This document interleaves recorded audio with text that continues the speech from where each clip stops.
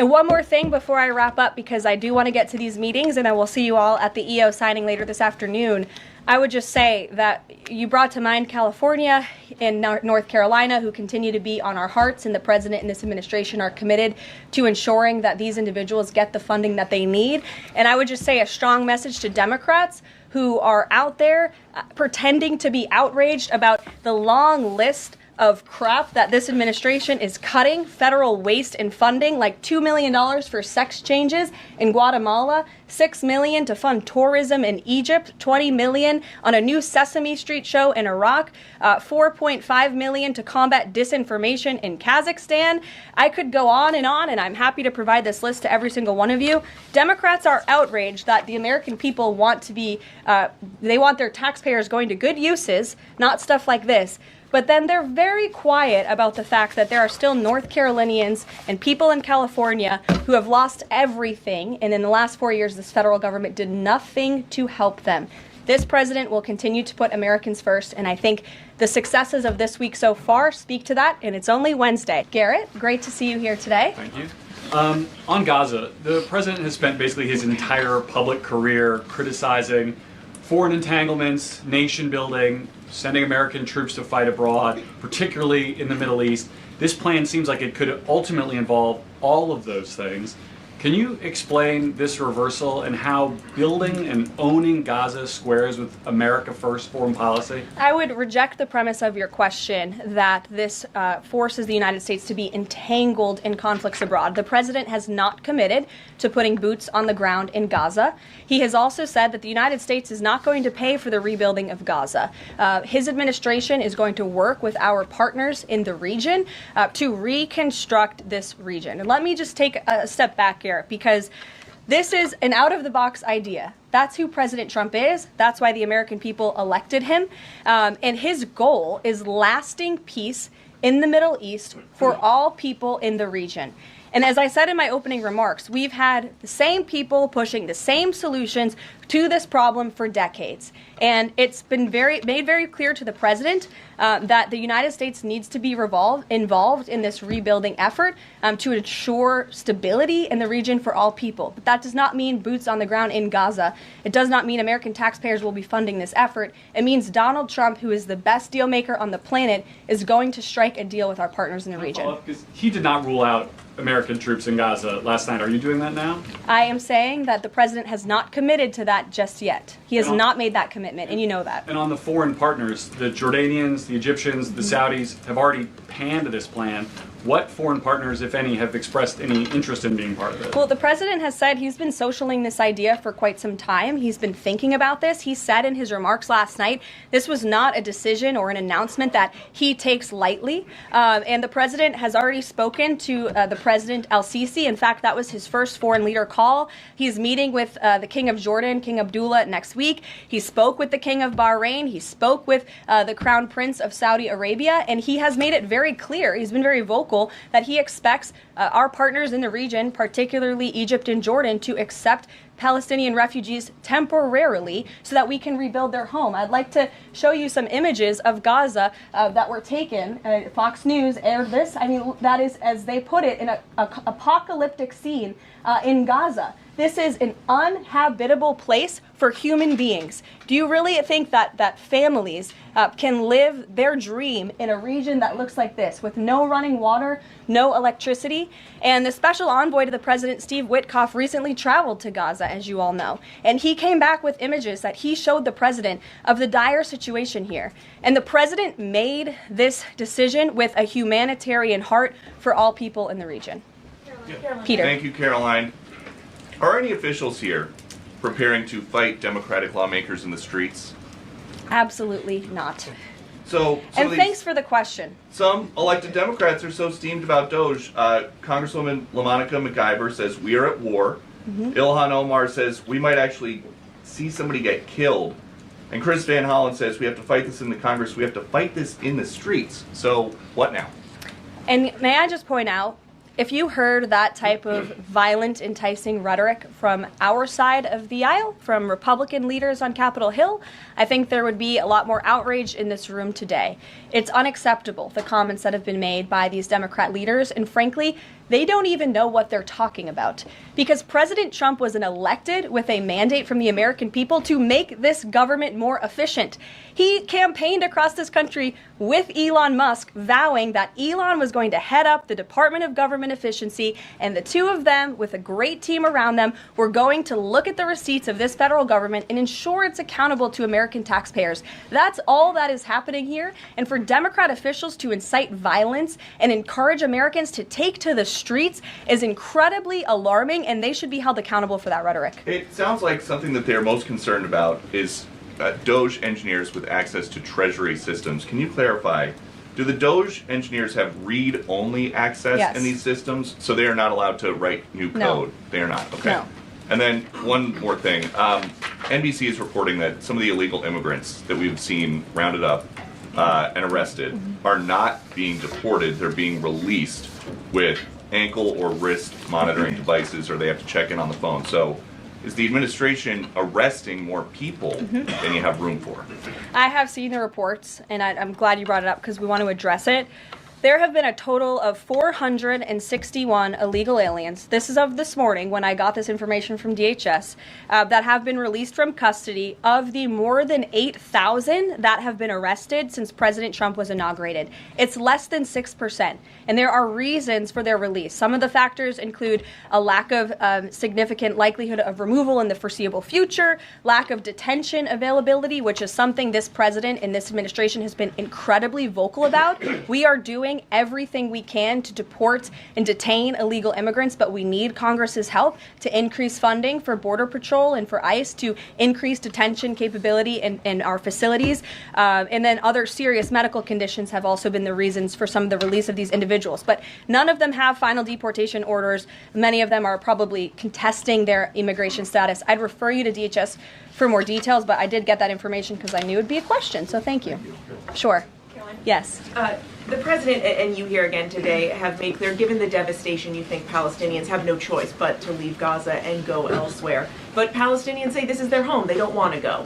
The president last night said he's willing to use the military if necessary. Is the U.S. prepared to remove Palestinians from Gaza by force?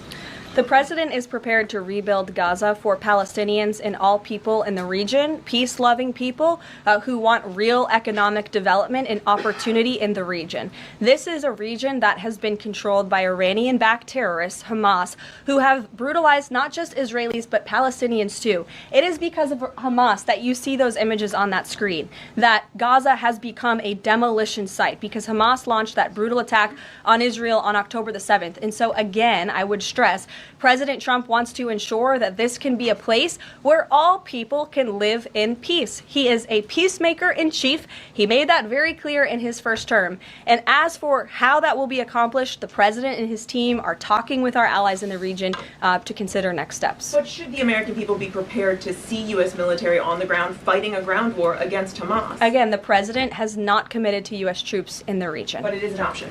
I have said that the president has not committed to that yet. Sure. Let me just follow up on that, though. Why not rule out the idea of committing U.S. troops? This has been a long-standing argument that the president has made really over the last decade or so, talking about endless wars and not something the U.S. wants. Why not rule out? Because I think the president is very good when he's making deals and negotiating not to rule out anything, because he wants to preserve that leverage in negotiations. And so I think that's what he's doing here. If I Mary. can follow up on that, though, he also said that everyone loves this plan. He said that in the Oval Office this morning. True. In fact, the Deputy Prime Minister of Jordan called it a declaration of war on the Arab people. So how does he square the fact that even some Republicans on the Hill are objecting to this or questioning this? How does he square the fact saying everyone loves this plan? Well, King Abdullah of Jordan will be here next week, so I can provide you more context on the conversations he will have directly with the President of the United States after that meeting. And I would just point out that there's been a lot of leaders and officials all around the world who have doubted, I suppose, the deal-making ability of President Trump. You heard the Panama leader saying that he would not agree to some of the concessions that he has now made because of Secretary Rubio's visit. You had the Colombian president saying he wouldn't accept flights of Colombian illegal nationals who have entered into our country illegally, and those flights are underway. So actions speak louder than words. Dasha. Caroline, You said the president has been working on this idea for a while behind the scenes now. Is there a written plan based on the president's proposal for Gaza? And if so, when was it drafted and who had a hand in that? The plan was written in the president's remarks last night as he revealed it to the world and to the American people, and his team are continuing to be engaged on this effort. I saw the National Security Advisor this morning. He has a very busy day of calls, and they will, again, continue to engage with our partners. That includes Steve Witkoff as well. Mary. Two questions for you on the news of the day. So how is today's executive order going to impact the 2028 Summer Olympics in Los Angeles? For example, would a man who thinks that he's a transgender woman be allowed to compete as a female on U.S. soil? It's a very good question, and the president has actually mentioned this, that he does expect the Olympic Committee and the NCAA to no longer allow men to compete in women's sports. And I think the president, with the signing of his pen, starts a very public pressure campaign on these organizations to do the right thing for women and for girls across the country. Again, this is an incredibly popular position. There have been many notable female athletes who have had the courage to speak out against some very powerful institutions in this country. They deserve to have a voice and a say. The president is bringing their voice to the highest level at the White House this afternoon, and he expects these organizations to comply with this federal executive order that he'll be signing today. Thank you. And one more. On media coverage of this executive order and the topic in general, what's the White House's view of framing that calls men transgender females or similar rhetoric coming from organizations like the ACLU and GLAAD? Well, it's been very clear. The policy of this administration is that there are only two sexes, male and female. Pretty simple. Brian Glenn. Yes. USAID has gotten a lot of attention the last couple of days with some of these bizarre things that we've been, taxpayers have been funding. Now it looks like there are a couple media outlets that have been dragged into this conversation as far as USAID funding as well. Does the president have any comment on that?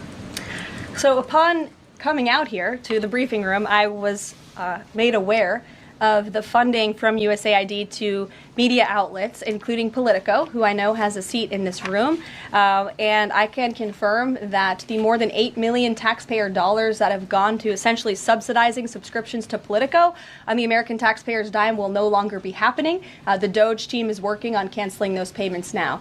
Again, this is a whole of government effort to ensure that we are going line by line when it comes to the federal government's books. And this president and his team are making decisions across the board on, do these receipts serve the interests of the American people? Is this a good use of the American taxpayers' money? If it is not, that funding will no longer be sent abroad, and American taxpayers will see significant savings because of that effort. Thank you. I'd like to give some love to the back row. I've heard that unfortunately they haven't been called on in years past. So Reagan, why don't you go ahead? Thanks, Caroline. The WHCA announced that comedian Amber Ruffin, who has called the president a toddler with his pants pulled down, will be the entertainment for this year's Correspondents' Dinner. Does the White House have a reaction to this choice, and will the president be attending the dinner this year? Certainly an interesting choice. I have the president's invitation on my desk. I have the invitation for myself on my desk as well. Haven't talked to the president about it. When he makes his decision, I will let you all know. But definitely an interesting choice of the comedian. I'll talk to the boss about it and see what we decide. Sure, go ahead. Yes, yes. On the executive order set to be signed today, you said that this will be enforced. Can you spell out for schools and the public how exactly the administration plans to enforce this, even at the local levels? And on top of that, there are human rights groups who say that this could expose kids to discrimination. What is your response to that? I think kids have already been exposed to discrimination, especially young women and girls who have been forced to shower in locker rooms with biological men, who have been forced to compete on playing fields with biological men, which is incredibly unfair and unsafe, and again, an incredibly unpopular policy with the American people. As for the actions that this executive order takes, I already laid those out at the beginning of the briefing. I'm happy to give you a copy of this fact sheet so you can let your audiences across the country know. What's your message to schools who don't comply with this? They should, because it's going to be federal law in about an hour and a half. So your colleague to your right, to my Thanks, left. Caroline. Yes. Taylor with Spectrum News. You talked a bit about Doge. Elon Musk is currently a, quote, special government employee who also owns companies that have billions of dollars in federal contracts. You said earlier this week that he has abided by all applicable federal laws, but what steps is the Trump administration taking to address that conflict of interest? The president was already asked and answered this question this week, and he said if Elon Musk comes across a conflict of interest with the contracts and the funding that Doge is overseeing, then Elon will excuse himself from those contracts. And he has, again, abided by all applicable laws. In the back left, go ahead. Trade advisor Peter Navarro, when asked about the External Revenue Service today, said, quote, we're going to collect a lot of tariff revenues and we're going to get tax cuts out of it. Is it the official position of the White House that tariffs will lower taxes for Americans? The president has always been clear that he believes tariffs are a tax on foreign nations, and he's committed to cutting taxes for the American people here at home. He also believes tariffs are a great revenue raiser for this country, and that's exactly why he has committed to the creation of the External Revenue Service, which I think is a phenomenal idea. Or just go down the whole row. Go ahead. Tom Bateman with the BBC. Can you confirm that under the President's plans for Gaza, any and all Palestinians who want to stay in Gaza on their land will be allowed to do so? I can confirm that the president is committed to rebuilding Gaza and to temporarily relocating those who are there because, as I've showed you repeatedly, it is a demolition site. There is no running water. There is no electricity. The president wants these individuals to live in peace. He is committed to doing that with this very bold new plan, and we will continue to keep you apprised of updates as we receive them.